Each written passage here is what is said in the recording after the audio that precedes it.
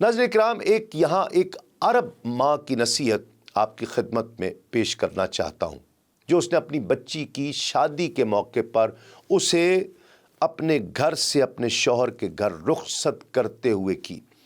ازدواجی زندگی کے نازک ترین مسائل کے بارے میں ایک بدو عورت ہے، اس کی فراست کو دیکھ کر آپ یقیناً حیران ہو جائیں گے۔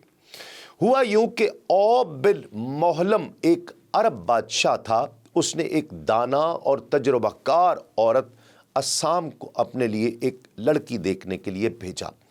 بالآخر رشتہ طے ہو گیا۔ رسم نکاح کے بعد ماں نے اپنی لخت جگر کو رخصت کرتے ہوئے جو نصیحت کی وہ کچھ یوں تھی کہ اے میری پیاری بیٹی، اگر وصیت کو اس لیے ترک کر دینا روا ہوتا کہ جس کو وصیت کی جا رہی ہے وہ خود عقل مند اور زیرک ہے تو میں تجھے وصیت نہ کرتی، لیکن وصیت غافل کے لیے یادداشت اور عقل مند کے لیے ایک ضرورت ہے۔ میری بیٹی، اگر کوئی عورت اپنے خاوند سے اس لیے مستغنی ہو سکتی کہ اس کے والدین بڑے دولت مند ہیں اور وہ اپنے والدین کے پاس چلی جائے گی اور وہ اسے اپنی جان سے بھی زیادہ عزیز رکھتے ہیں، تو سب سے زیادہ اس بات کی مستحق تھی تو کہ اپنے خاوند سے مستغنی ہو جائے۔ لیکن حقیقت یہ ہے کہ عورتیں مردوں کے لیے پیدا کی گئی ہیں اور مرد عورتوں کے لیے پیدا کیے گئے۔ اے میری نور نظر، آج تو اس فضا کو الوداع کہہ رہی ہے جس میں تو پیدا ہوئی تھی۔ آج تو اس نشیمن کو پیچھے چھوڑ رہی ہے جس میں تیری نشو و نما ہوئی ہے۔ ایک ایسے آشیانے کی طرف آج تو روانہ ہو رہی ہے جسے تو جانتی نہیں ہے، اور ایک ایسے ساتھی کی طرف کوچ کر رہی ہے جس کو تو پہچانتی نہیں ہے۔ وہ تجھے اپنے نکاح میں لینے سے تیرا نگہبان اور تیرا مالک بن گیا ہے۔ تو اس کے لیے فرما بردار کنیز بن جا، اس طرح وہ تیرا وفادار غلام بن جائے گا۔ اے میری لخت جگر، اپنی ماں سے 10 باتیں یاد کر لے، یہ تیرے لیے قیمتی سرمایہ اور مفید یادداشت ثابت ہوں گی انشاءاللہ۔ اس عقل مند اور دانا عورت نے اپنی بیٹی کو نصیحت کی کہ تعلق قناعت سے دائمی بنے گا اور باہمی میل جول اس کی بات سننے اور اس کا حکم بجا لانے سے پرمسرت ہوگا۔ جہاں جہاں اس کی نگاہ پڑتی ہے ان جگہوں کا خاص خیال رکھنا، اور جہاں جہاں اس کی ناک سونگھ سکتی ہے اس کے بارے میں محتاط رہنا، تاکہ اس کی نگاہ تیرے جسم اور لباس کے کسی ایسے حصے پر نہ پڑ جائے جو بدنما اور غلیظ ہو اور تجھ سے اسے بدبو نہ آئے، خوشبو آئے۔ اس بات کا خاص خیال رکھنا۔ اے دختر، سرما حسن کی افزائش کا بہترین ذریعہ ہے اور پانی گمشدہ خوشبو سے بہت زیادہ پاکیزہ ہے۔ شوہر کے کھانے کے وقت کا خاص خیال رکھنا، اور جب وہ سوئے اس کے آرام میں مخل نہ ہونا، کیونکہ بھوک کی حرارت شعلہ بن جاتی ہے اور نیند میں خلل اندازی بغض کا باعث بنتی ہے۔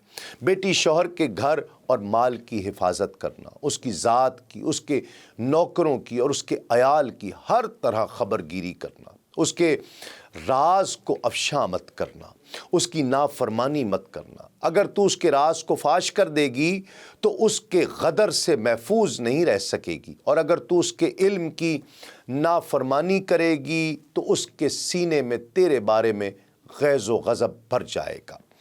ناظرین کرام، وصیت کو آگے بڑھاتے ہوئے وہ عورت کہتی ہے کہ میری بیٹی، جب تیرا شوہر غمزدہ اور افسردہ ہو تو اس کے سامنے اپنی خوشی کا اظہار نہ کرنا، اور جب وہ شاداں ہو، خوش ہو، مسرور ہو، فرحاں ہو تو اس کے سامنے منہ بسور کر مت بیٹھنا۔ پہلی خصلت آداب زوجیت کی ادائیگی میں کوتاہی ہے، اور دوسری خصلت دل کو مقدر کر دینے والی ہے۔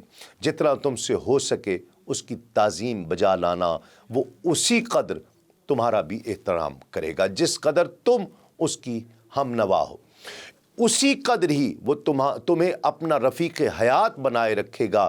بیٹی، اچھی طرح جان لے، تو جس چیز کو پسند کرتی ہے اسے نہیں پا سکتی جب تک تم اس کی رضا کو اپنی رضا اور اس کی خواہش کو اپنی خواہش پر ترجیح نہ دے دو، خواہ وہ بات تمہیں پسند ہو یا نہ ہو۔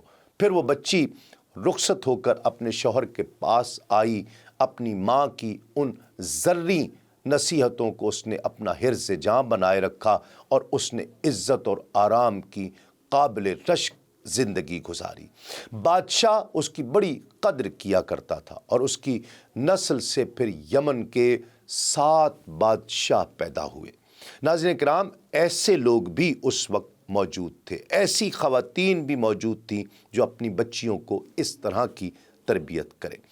ناظرین کرام، فہم و فراست بھی ان کا ایک ایسا وصف تھا جو عربوں کے لیے خاص تھا۔ اعلیٰ حضرت امام احمد رضا خان فاضل بریلوی رحمۃ اللہ تعالیٰ علیہ لکھتے ہیں کہ اہل عرب کی فراست اور ذہانت عدیم النظیر تھی۔ انہوں نے اس سے متعلق ایک واقعہ رقم کیا ہے کہ ایک دولت مند شخص اپنے 2 غلاموں کی مائیت میں سفر پر روانہ ہوا۔ جب وہ نصف راستہ طے کر چکے تو ان غلاموں نے اس کو قتل کرنے کا منصوبہ بنا لیا۔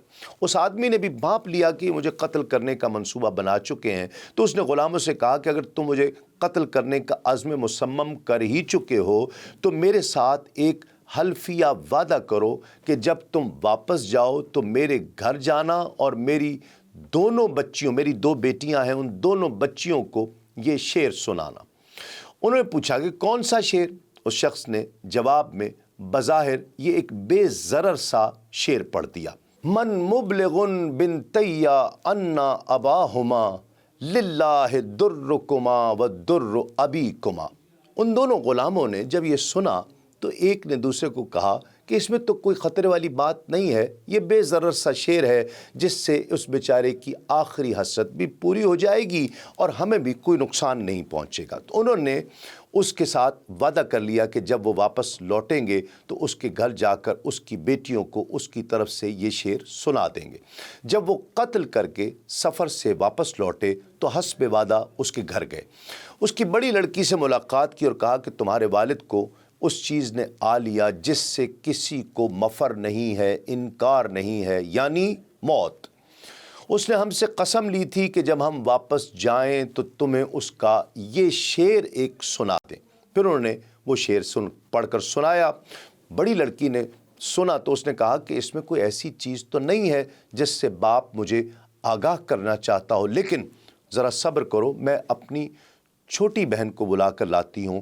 وہ اس کو بلا کر لائی، اسے واقعہ بھی بتایا اور اپنے باپ کا شعر بھی سنایا۔ سنتے ہی چھوٹی بہن اس نے اپنی اوڑھنی اتار دی اور آہو فغاں اور گریا شروع کر دیا۔ اس نے کہا، اے گروہ عرب، ان دونوں نے میرے باپ کو قتل کر دیا ہے۔ لوگوں نے پوچھا کہ تمہارے پاس اس کی کیا دلیل ہے کہ انہوں نے قتل کیا ہے؟ وہ کہنے لگی، اس شعر کے دونوں مصرے نامکمل ہیں، دونوں مصرے دوسرے مصرے کے محتاج ہیں۔ اس شعر میں پہلے اور دوسرے مصرے میں کوئی مناسبت نہیں ہے، در حقیقت یہ 2 اشعار ہیں اور اس شعر میں دونوں اشعار کا ایک مصرع موجود ہے اور دوسرا مصرع مقدر ہے۔ انہیں پوچھا کہ پھر یہ شعر کیسے ہونا چاہیے تھا تمہاری نظر میں؟ اس نے کہا، پہلا شعر تو یوں ہونا چاہیے کہ من مخبر بنتیا انا اباہما امسی قتیلا بالفلات مجندلا۔ کوئی شخص ہے جو میری دونوں بچیوں کو یہ اطلاع دے کہ ان کا باپ قتل کر دیا گیا ہے اور اس کی لاش جنگل میں مٹی سے آلودہ پڑی ہے۔ پھر اس نے کہا کہ دوسرا شعر ایسے ہونا چاہیے کہ للہ درکما و در ابیکما لا یبرہ الابدان حتی یقتلا۔ اے بچیوں، تم دونوں کی خوبیاں اور تمہارے باپ کی خوبیاں اللہ کے لیے ہیں، ان غلاموں کو ہرگز نہ چھوڑا جائے یہاں تک کہ انہیں قتل کر دیا جائے۔ ایسی فراست! لوگوں نے ان غلاموں کی تفتیش کی، انہوں نے اپنے جرم کا اعتراف کر لیا اور پھر بطور قصاص ان کو قتل کر دیا گیا۔